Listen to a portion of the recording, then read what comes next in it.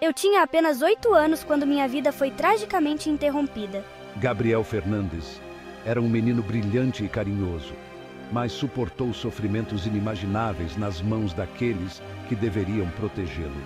Sua história, de abuso terrível e falha sistêmica, causou comoção na Califórnia e em todo o país. Ela nos forçou a confrontar a verdade incômoda sobre o abuso infantil e a necessidade urgente de mudança. O caso de Gabriel não é apenas uma história de crueldade individual, mas um lembrete severo da responsabilidade coletiva da sociedade de proteger seus membros mais vulneráveis. Sua curta vida e morte trágica servem como um chamado à ação, um apelo para criar um mundo onde nenhuma criança tenha que suportar os horrores que ele enfrentou. Devemos nos lembrar de Gabriel não pelo sofrimento que suportou, mas pelo potencial que possuía e pela inocência que foi roubada. Sua história, por mais difícil que seja de ouvir, precisa ser contada e recontada. Somente confrontando as realidades do abuso infantil, podemos ter esperança de evitar que tais tragédias aconteçam novamente. A luta por justiça para Gabriel continua. Ela vive nos corações daqueles que o amavam e daqueles que lutam incansavelmente para garantir que nenhuma criança sofra em silêncio. Seu legado estará para sempre ligado à luta contínua para proteger as crianças e criar um mundo onde cada criança tenha a chance de viver uma vida livre do medo e do abuso. A curta vida de Gabriel Fernandes foi marcada por abusos terríveis.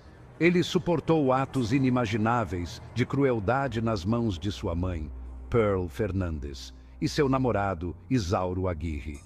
Os detalhes de seus abusos, revelados durante o julgamento, foram chocantes e profundamente perturbadores, pintando um quadro sombrio do terror que ele enfrentava diariamente. Ele foi espancado, queimado e passou fome. Nós o forçamos a comer areia higiênica de gato e seu próprio vômito. Nós o torturamos com armas de chumbinho, atirando em seu rosto e virilha. Ele era frequentemente amarrado e amordaçado, forçado a dormir em um armário minúsculo. O tormento físico e emocional que ele sofreu foi implacável, deixando-o com ossos quebrados, queimaduras e ferimentos internos graves. A crueldade que Gabriel suportou se estendeu além da violência física. Seus agressores o submeteram à tortura psicológica, xingando-o, menosprezando-o e forçando-o a usar roupas femininas na escola. Eles o privaram de amor, afeição e das necessidades básicas da vida. Seus pedidos de ajuda foram ignorados, seu espírito lentamente esmagado pelo peso de sua crueldade. A brutalidade infligida a Gabriel é um lembrete severo da depravação que pode existir dentro das famílias e da sociedade. Ela quebra a ilusão de que as crianças estão sempre seguras em suas casas. Sua história serve como um testemunho assustador da vulnerabilidade das crianças e da necessidade urgente de vigilância e intervenção para protegê-las. O caso de Gabriel Fernandes não foi apenas uma falha de sua família imediata. Foi uma falha sistêmica. Numerosos sinais de alerta foram perdidos e oportunidades de intervenção foram desperdiçadas. Apesar de múltiplas denúncias de abuso feitas aos serviços de proteção à criança, Gabriel permaneceu no lar, onde o abuso continuou a aumentar. Professores, funcionários da escola e familiares levantaram preocupações sobre o bem-estar de Gabriel. Eles relataram ferimentos suspeitos, seu comportamento retraído e suas suspeitas de abuso. No entanto, esses avisos não foram devidamente considerados. As investigações eram frequentemente superficiais e informações cruciais não eram compartilhadas adequadamente entre as diferentes agências. O sistema de bem-estar infantil, já sobrecarregado e com falta de pessoal, não conseguiu conectar os pontos e reconhecer a gravidade do perigo que Gabriel enfrentava. Os assistentes sociais, muitas vezes, não tinham experiência e treinamento para identificar e responder a casos de abuso grave. O sistema, criado para proteger as crianças, falhou em proteger Gabriel. O resultado trágico do caso de Gabriel expôs as rachaduras no sistema de proteção infantil e as consequências devastadoras da inação. Ele destacou a necessidade urgente de reforma, de melhor treinamento, aumento de recursos e comunicação aprimorada entre as agências encarregadas de proteger as crianças. Justiça foi feita, mas a que custo? O julgamento de Pearl Fernandes e Isauro Aguirre pelo assassinato de Gabriel Fernandes foi uma provação angustiante que chocou o país. As provas apresentadas foram contundentes, detalhando a tortura sistemática e o abuso que Gabriel sofreu. A sala de audiências era frequentemente tomada por lágrimas e raiva enquanto testemunhas relatavam os horrores que ele enfrentou. Em 2018, Pearl Fernandes e Isauro Aguirre foram considerados culpados de homicídio em primeiro grau, com a circunstância especial de tortura. Isauro Aguirre foi condenado à morte, enquanto Pearl Fernandes recebeu prisão perpétua sem possibilidade de liberdade condicional.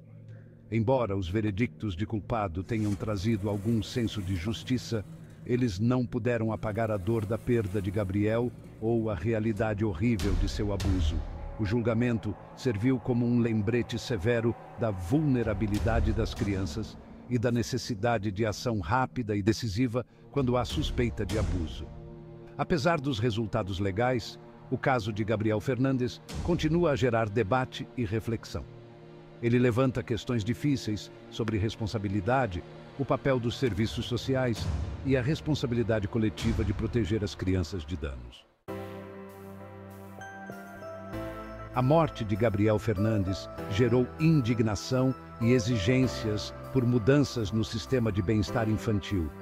Em resposta à indignação pública e a um movimento por maior responsabilização, a Califórnia implementou várias reformas com o objetivo de prevenir tragédias futuras. Uma das mudanças mais significativas foi a aprovação da Lei de Gabriel.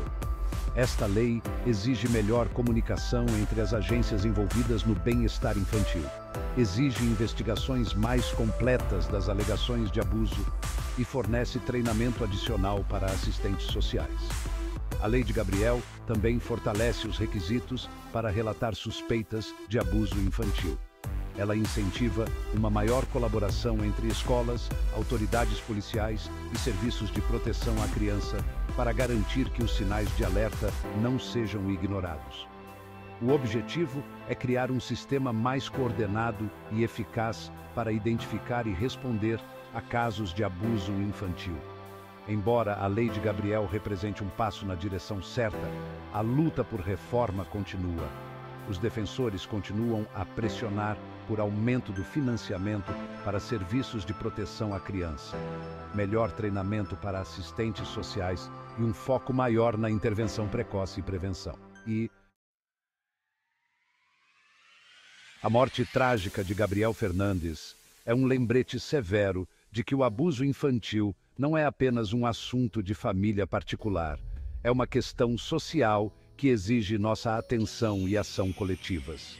Todos nós temos a responsabilidade de proteger as crianças, de ser vigilantes e de falar quando suspeitarmos de abuso. Criar um mundo onde as crianças estejam seguras requer uma abordagem multifacetada.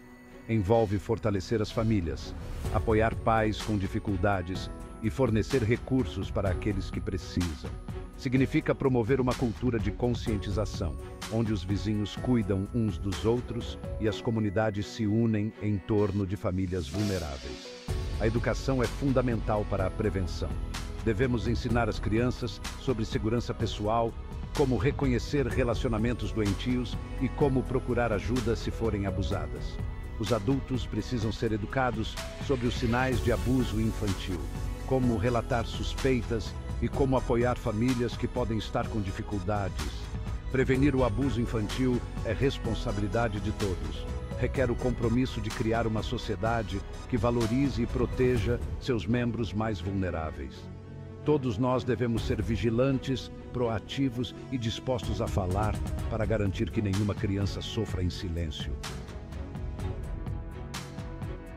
A história de Gabriel Fernandes é um lembrete doloroso de que o abuso infantil pode acontecer em qualquer lugar, com qualquer criança. É um chamado à ação, um apelo para defender aqueles que não podem falar por si mesmos. Devemos honrar a memória de Gabriel, trabalhando incansavelmente para evitar que tais tragédias aconteçam novamente. Cada um de nós pode desempenhar um papel na proteção das crianças. Envolva-se em sua comunidade. Apoie organizações que defendem os direitos das crianças. Doe seu tempo, recursos ou voz à causa. Eduque a si mesmo e aos outros sobre os sinais de abuso infantil e como denunciá-lo. Lembre-se de que mesmo pequenos atos de gentileza podem fazer a diferença na vida de uma criança. Um ouvido atento, uma refeição quente ou um lugar seguro para brincar podem ter um impacto profundo em uma criança que está lutando. Nunca subestime o poder da sua voz. Levante sua voz por crianças que estão sendo abusadas ou negligenciadas. Denuncie suas suspeitas às autoridades. Seja uma voz para os que não têm voz. Vamos trabalhar juntos para criar um mundo onde todas as crianças estejam seguras, amadas e livres do medo.